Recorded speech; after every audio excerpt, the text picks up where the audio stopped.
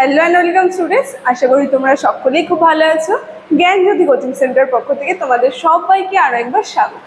তো আমি মীরা ম্যাম, আমি আজ তোমরা যারা যারা বাঁকুড়া ইউনিভার্সিটি আন্ডারে পড়ছো, তোমাদের ফার্স্ট সেমিস্টার মাইনর আর মেজর পেপার বেঙ্গলি সিলেবাস যে রয়েছে, সেখান থেকে আজ প্রথম ক্লাস আমি যেই টপিকটি নিয়ে তোমাদের আলোচনা করব সেটা হচ্ছে, দেখবে তোমাদের টপিকের মধ্যে রয়েছে কবি কঙ্কন মুকুন্দরাম চক্রবর্তী যে রয়েছে তার কবি কীর্তি সম্পর্কে আলোচনা করবো। ঠিক আছে, মানে চণ্ডীমঙ্গল, ধর্মমঙ্গল, দেখবে এগুলো তোমাদের সিলেবাসের পার্টের মধ্যে কিন্তু আছে। সেখান থেকে কিন্তু এই টপিকটি নিয়ে আমি আলোচনা করছি।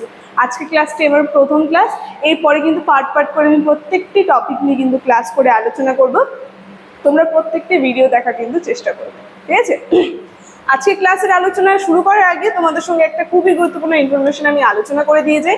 তোমরা যারা যারা ভাবছো আমাদের সঙ্গে এই সেমিস্টারে অনলাইন ক্লাসে যুক্ত হবে তাদেরকে বলে দিই, বা আমাদের সঙ্গে যোগাযোগ করবে তাদেরকে বলে দিই, বাঁকুড়া ইউনিভার্সিটি আন্ডারে যারা যারা রয়েছে ফার্স্ট সেমের কোর্স ফি রাখা হয়েছে 599। ঠিক আছে, তার সঙ্গে আমাদের সঙ্গে যোগাযোগ করতে গেলে কি করতে হবে তোমাদের, দেখো এখানে দুটি নাম্বার দেওয়া আছে।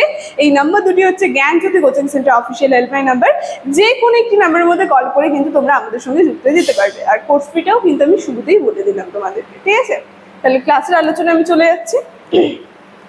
দেখো, প্রথমে বলেছি আজকের আমার আলোচনার টপিক হচ্ছে কবি কঙ্কন মুকুন্দরাম চক্রবর্তী যে কবি কীর্তি রয়েছে বা তিনি যে সমস্ত বিষয়গুলি নিয়ে লিখেছেন সেই সম্পর্কে আলোচনা।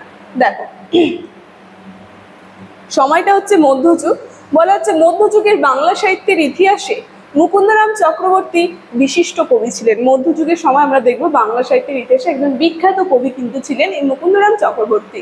কি বলছে, মধ্যযুগে কবি হলেও তার কাব্যে আধুনিকতার প্রকাশ তাকে বিশিষ্টতা দান করে। যেই কারণে তিনি বেশি খ্যাতি লাভ করেন সেটা হচ্ছে তিনি মধ্যযুগের কবি হওয়া সত্ত্বেও তার কাব্যের মধ্যে আমরা দেখবো আধুনিকতার প্রভাব কিন্তু বিস্তার লাভ করে।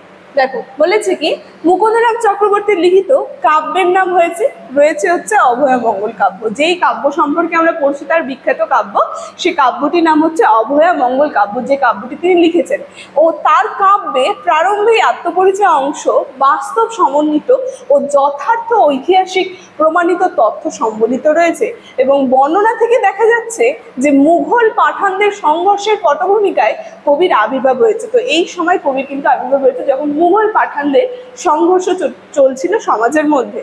বলা হচ্ছে যে বর্ধমানের দামিন্য গ্রামে কবির পূর্বপুরুষগণ বাস করতেন, আর কৃষিজীবী হলেও তাদের অবস্থা ছিল সচ্ছল। এবং সেই সময় দেশে মুঘল অভিযান হওয়ার ফলে দেশে বিশৃঙ্খলা অবস্থা সৃষ্টি হয়, এবং যার ফলে আমরা দেখবো দেশে মাৎসন্যায়, এই সম্পর্কে আমরা ইতিহাসে পড়েছি মাৎসন্যায় সম্পর্কে।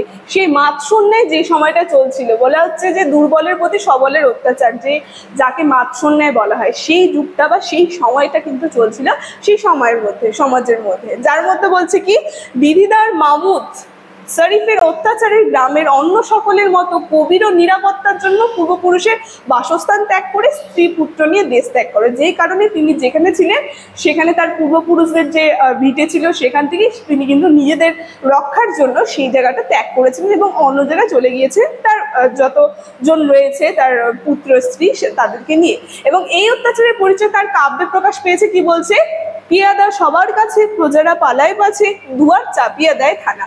খুব সুন্দরভাবে কিন্তু পরিচয় দিয়ে দিয়েছে। ঠিক আছে, দেখো তারপর কি বলছে,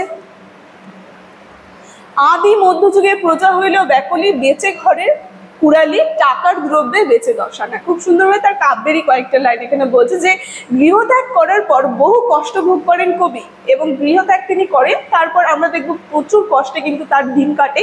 এবং যেখানে বলছে এই কষ্টের বর্ণনা প্রসঙ্গে কবি কি লিখেছে, যে তৈলবিনা কৈল শান করিনু উদ্যোগ পান, শিশু কান্দে উদানের তরে। দেখ, মানে তার সেই তৎকালীন সময়ের যে তিনি যে যখন ছেড়ে আসছিলেন তার যে খুব খারাপ অবস্থা চলছিল, সেই বলেছে যে তেল ছাড়া কিন্তু তারা স্নান করেছে, আর শিশু কাঁদছিল খাওয়ারের জন্য।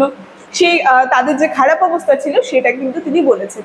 তারপর কি বলছে, অবশেষে কবি কি মেদিনীপুরের ব্রাহ্মণ ভূমির জমিদার বাঁকুড়া রায় আশ্রয় দিলেন, এবং বাঁকুড়া রায়ের ছেলে রঘুনাথ রায় গৃহশিক্ষক হয়ে কবির দুঃখ কষ্ট দূর হয়। আমরা দেখব সেই যে বাঁকুড়া রায় যে ছিলেন এবং তার ছেলে রঘুনাথ রায় যে আছে, তার গৃহশিক্ষক হিসেবে তিনি পেশায় যুক্ত হয়, এবং তারপর তার যে দুঃখ কষ্ট সেই দুঃখ কষ্ট কিন্তু দূর হয়। এবং ইতিপূর্বে কবি একদিন দেবী চণ্ডীর স্বপ্নাদেশ পান এবং দেবীর মহিমা বিষয়ক কাব্য লেখবার জন্য কিন্তু আর কি তিনি সেই স্বপ্নাদেশটা পান। তারপর কি বলছে, তার ছাত্র রঘুনাথ রায়ও জমিদার হয়ে কবিকে চণ্ডীমঙ্গল কাব্য লেখার জন্য অনুরোধ করলেন। তার সঙ্গে তার ছাত্র যে রয়েছে রঘুনাথ, সেও কিন্তু বলছে ঠিক আছে, তুমি যখন এরকম স্বপ্নাদেশ পেয়েছো তাহলে তুমি এই কাব্যটি লেখো, চণ্ডীমঙ্গল কাব্য। তারপর আমরা দেখবো কি হয়েছে। মুকুন্দরাম চক্রবর্তী দুটি খণ্ডে অভয়মঙ্গল লিখেছেন কাব্যটা। এখন কাব্যটা সম্পর্কে বলছি, তিনি কেন এই কাব্য লিখেছেন এই নিয়ে এতক্ষণ আগে আলোচনা করলাম। এখন আমি এই কাব্যটা সম্পর্কে শর্টে করে তোমাদেরকে বলে দিচ্ছি সংক্ষেপে। বলছে কাব্য রচনা করেছেন, তার কাব্যটার নাম রয়েছে অভয়মঙ্গল, ঠিক আছে। আর এখানে আমরা দেখবো তিনি তার পূর্ববর্তী এবং চণ্ডীমঙ্গল কাব্যের আদি কবি মানিক দত্তের কাহিনী কিঞ্চিত অনুসরণ করে এবং লোক প্রচলিত কাহিনীকে অবলম্বন করে তার কাব্য কিন্তু তিনি লিখেছেন।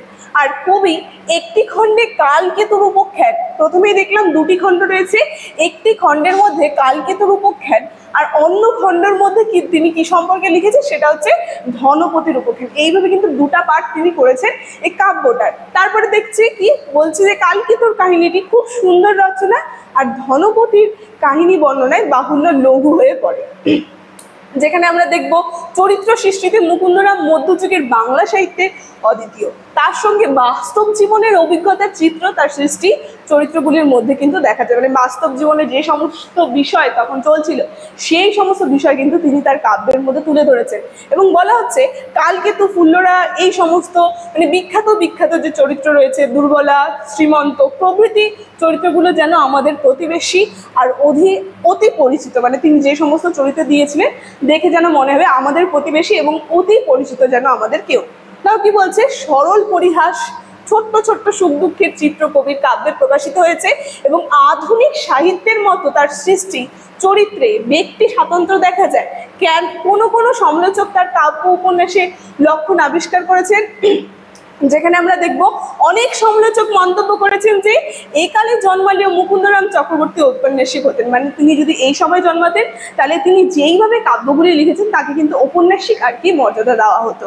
দেখো তাই বলছে তার কাব্যে 16 শতাব্দীর বাঙালি সমাজের ছবি বর্তমান রয়েছে এবং সেই যুগের কবি হয়েও দৃষ্টিশক্তি আধুনিক এবং দেবদেবীর মঙ্গল কথা লিখতে গিয়ে তিনি মানব মঙ্গলের কথা প্রকারান্তে ব্যক্ত করেছেন। এবং তার রচনার জন্য বাংলা সাহিত্যের ইতিহাসে মুকুন্দরাম চক্রবর্তী কিন্তু চিরভাস্মর হয়ে থাকবে, মানে চিরস্মরণীয় কিন্তু তিনি হয়ে থাকবে তার কাব্যের মধ্যে, ঠিক আছে। তো তার কাব্য সম্পর্কে অভয়মঙ্গল যে কাব্য লিখেছে মুকুন্দরাম চক্রবর্তী পুরো ডিটেলসে কিন্তু আমি আলোচনা করলাম সংক্ষিপ্ত আকারে।